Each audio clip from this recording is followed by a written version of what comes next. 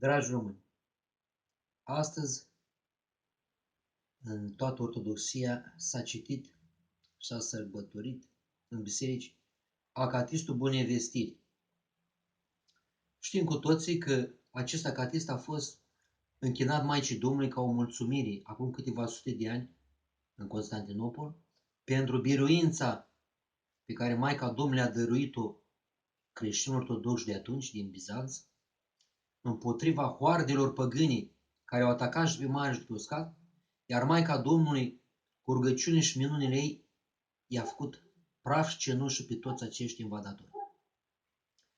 Ce simbolizează acest război și această biruință a Maicii Domnului asupra păgânilor?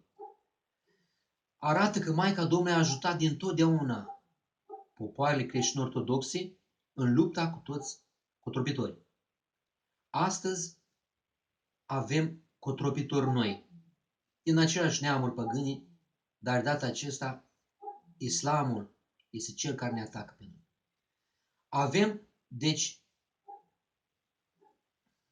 cotropitori noi, mulți, 7 milioane în Turcia de refugiați care urmează să intre în Europa, 3 milioane au intrat anul trecut. Maica Domnului nu ne părăsește pe noi, dar din păcate, în biserică, păstorii, cei care ar trebui să apere biserica și țara, ei sunt cei mai mari trădători. Mă refer la Patriarhul Daniel, Mitropolitul Teofan, Mitropolitul Andrei Cuț și toți cei din cuget cu dânsii din sinod, care în loc să ridice steagul Sfintei Cruci în această luptă pe care o avem de dat cu islamul, ei dau binecuvântare, motivându-și această groaznică trădare să aibă și aceștia locaș rugăciune.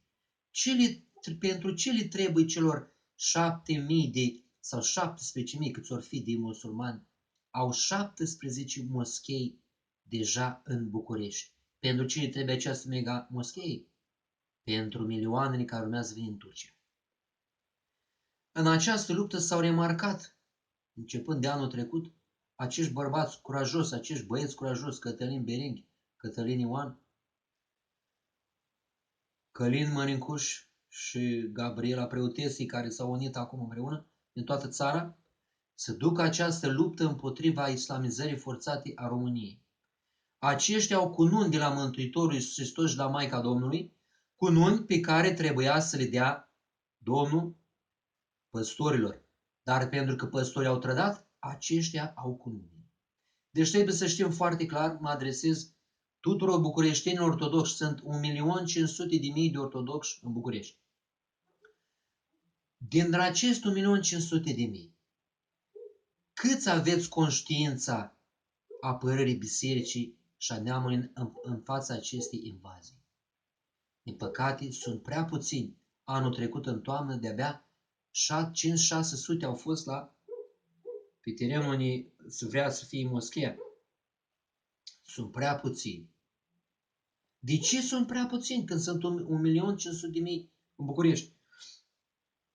Pentru că ei sunt ținuți în șah, ca să spunem așa, și anihilați de preoții care sunt la rândul lor ținuți în șah și anihilați de patriarh și de toți arhiereii care nu au opoziții în această luptă.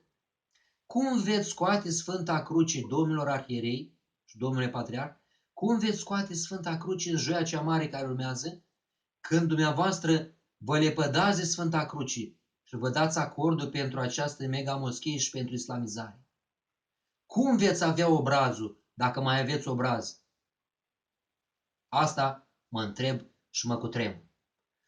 Noi trebuie să ne strângem uniți în fața acestor băieți curajoși și să ducem lupta cu orice preț împotriva islamizării României. Așa să-și Dumnezeu.